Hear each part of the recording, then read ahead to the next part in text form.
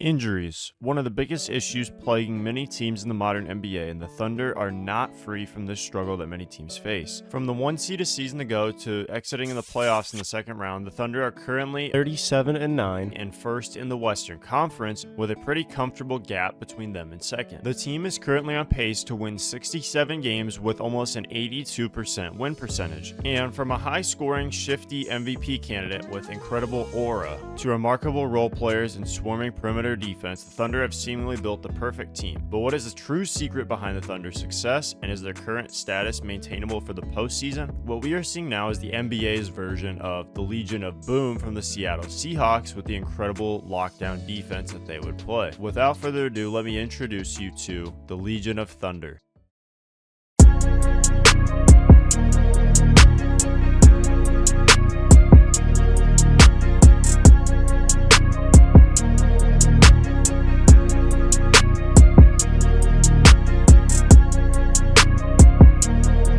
When we look at what the Oklahoma City Thunder are doing this season, it is nothing short of absolutely remarkable. When we measure up the Thunder's defensive rating this season to teams from the past 6 years, they are currently second at 104.5, just behind the 2020 Milwaukee Bucks. The most impressive part about their defense is their rim protector has been out for a majority of games this season. Out of a possible 44 games that the Thunder have played this season, Chet Holmgren only got to participate in 10 of them before getting injured. He was averaging 2.5 blocks a game along with 9 rebounds. He was playing incredible defense and having a really impressive 10-game stretch. He helped lead the Thunder to an 8-1 record before the game against the Warriors, in which he would end up getting hurt due to a nasty fall on a defensive play against Andrew Wiggins. Now, the one redeeming factor is the fact that Isaiah Hartenstein came back not too long after Chet Holmgren went down, and with Isaiah Hartenstein this season, the Thunder have a record of 22-2.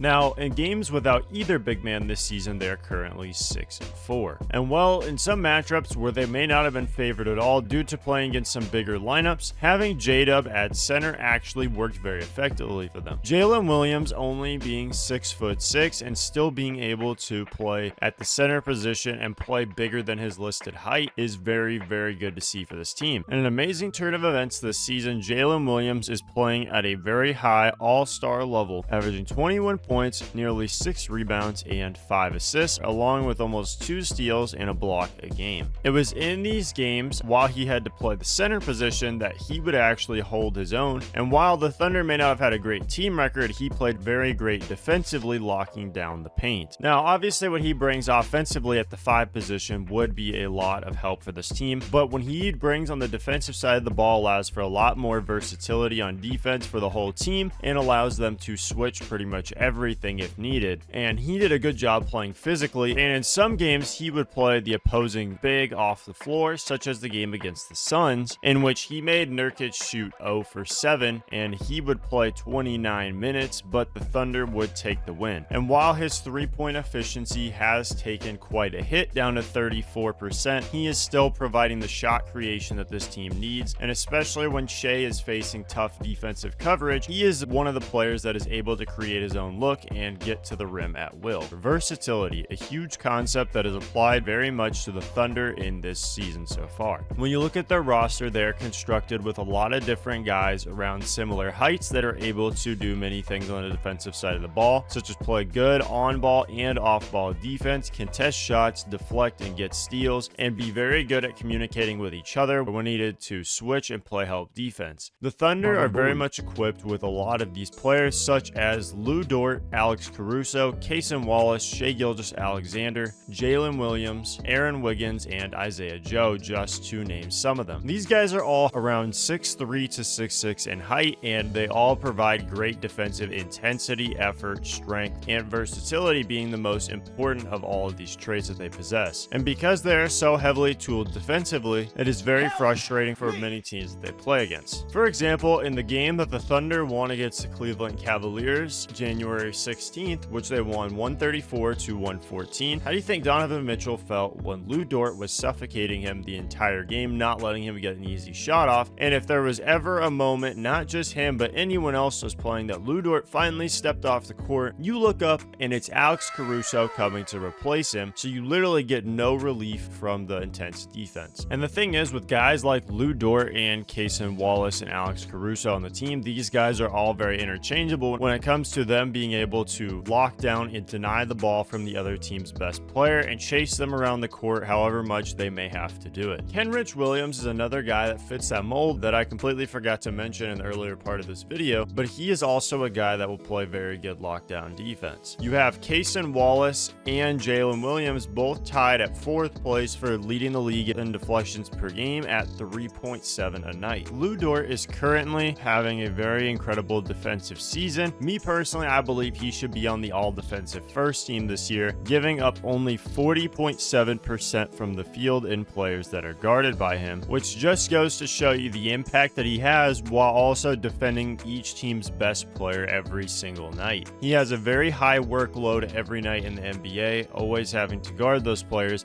and he somehow still finds a way to shut them down. In one of the in-season tournament games on December 10th, in which the Thunder took down the Mavericks, Luka Doncic was held to just 2 of 10 from the field due to, again, the lockdown defense of Lou Dort. He has seriously been having an incredible season, and I still believe he is partially underrated. Although he is a very hustle physical player, he's one of those guys that everyone would love to have on their team. The Thunder are very, very good at trapping at half court and forcing turnovers that way, and also doubling at the right time, causing players to pick up their dribble, force a bad pass, in which they're very good at reading as well. And guys like gilgeous-alexander live in those passing lanes, which is how he's averaging 2 steals a game. They're very good at helping and poking the ball loose on drives, switching and picking up each other's guy to not give up an open shot. If someone gets beat, someone else is helping, and they're rotating very well on defense.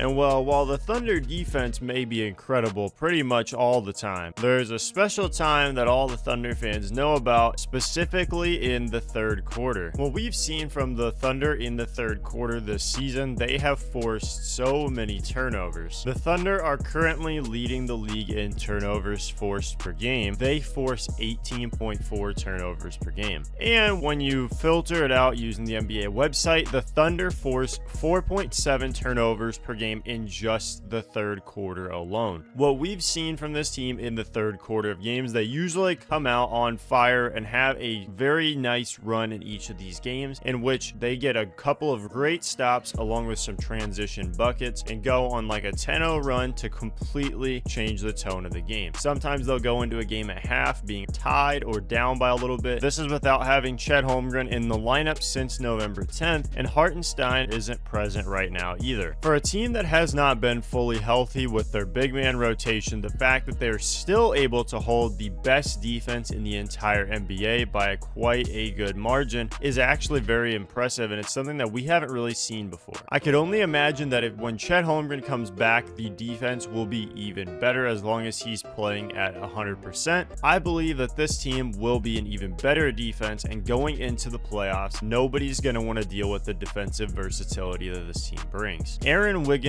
the man who saved basketball, who in his 21 minutes a night is averaging almost 10 points a game, 49% from the field, and almost 38% from 3, and he has been playing incredible defense as well. And lastly, the rookie AJ Mitchell has been very, very good in his limited time, and while his numbers may not super stand out, he plays very good defense, and he's shooting 43% from 3, so shout out to AJ Mitchell as well. Now, while the personnel and the versatility of the lineup may be extremely important, half the battle in this is also the culture. As we've seen in the NBA, some teams such as the Atlanta Hawks for a while had struggled with the culture problem of not having a defensive culture. Guys like Trae Young had been nitpicked for not being good defenders, and a team like the Hawks before this season would be constantly targeted for how bad that their defense truly was, and nobody would buy in on that side of the ball. When it comes to the Thunder, everybody is buying into good defensively, and coach Mark Daigneault is a very, very good reason for this. He's very good at scheming against the other team's best players in order to get the ball out of their hands and force other players, such as the role players, to beat you. While this formula may not have worked in the playoffs against the Dallas Mavericks, it did actually cause Luka Doncic and Kyrie Irving to not have the best series and not play like themselves. However, PJ Washington did benefit from this style of defense, which we saw from him having a very extraordinary playoff series. But I won't let the one playoff loss completely diminish Mark Daigneault's ability as a coach, because he's very good at getting his team fired up and also getting them to understand how important it is for them to be so disruptive on defense, because the more the other team plays out of their element, as he says, the better that they can be. He said, "I think disruption as a broader point would be something we lean into a little more than the outcome of turnovers. We want to be a disruptive defense." So when you're disruptive and you force teams to sort of play out of their rhythm, the turnovers, I think, are an output of that. He's completely right in the sense of when you force teams to maybe speed up faster than they're used to, or slow down to where sometimes they may think too much and throw a bad pass. This is where the Thunder thrive, is making their opponents uncomfortable. As we know, defense leads to offense, and because the Thunder are a very fast-paced transition team, when they get a steal or get a huge stop, they're already headed down to the other end of the floor, and if you're too busy dwelling on the fact that you just missed a shot or you turn the ball over, well, you'll look over and you'll see Jalen Williams or Shai Gilgeous-Alexander throwing down a jam on the other end. The defensive culture in Oklahoma City is one that is arguably the best in the NBA. One thing we haven't even mentioned yet is the outstanding season that Shai Gilgeous-Alexander is having. Him and Jokic are neck and neck for the MVP this season, with Shai averaging stats of 32 points, 5 rebounds, 6 assists, 2 steals, and a block a game on 53% from the field, 35% from 3, and 90% from the line. What a year from SGA that we are so happy to see, and I'm hoping he's able to take home the MVP this season, because if you did not know, these are my guys. Getting to see Russell Westbrook and Kevin Durant play back in the day, going through a rebuild that is up there with them in terms of talent and skill, the ceiling that they provide to this team. He is playing at an MVP level, and the season that he's having is nothing short of phenomenal. Shai is just coming off a career high in which he finally scored 50. It took long enough. He had a 54-point game against the Utah Jazz. I cannot tell you how excited I was to see him finally get a 50 piece. It took long enough. He finally went out there and did it, so now all the people that say he hasn't even scored 50, now he has. I'm really excited to see going forward what this team can provide, because defensively they are so amazing, and having guys on the team offensively such as Isaiah Joe, who's a knockdown three-point shooter, is just a really good recipe for success for this team. Lou Dort is shooting 41% from 3 on the season, and honestly, so far it looks like it's going to be really hard to stop this team come playoff time. They retooled in the offseason to pick up Hartenstein and Caruso, which got rid of Josh Giddey to fix the weakness that he didn't really provide much to the team in terms of spacing or defense. It kind of fixed that problem, and then rebounding, they got killed by the Mavericks in the playoffs because Chet is just too skinny to compete with Gafford and Lively. Well, they picked up Hartenstein to solve that issue as well. Overall, what do you think of the Legion of Thunder? The incredible defense that they've been playing this season is nothing short of greatness. We haven't seen a defense like this in a few seasons, so I'm really happy to be seeing this, and it's such a fun team to watch on a night-to-night basis. If you're not tuning into OKC Thunder games, you are truly missing out, and I would truly recommend it to everyone watching this video. Thank you all for watching. Make sure to leave a like and subscribe to the channel, and turn on that notification bell so you never miss a new video. And as always, see you next time, cuh.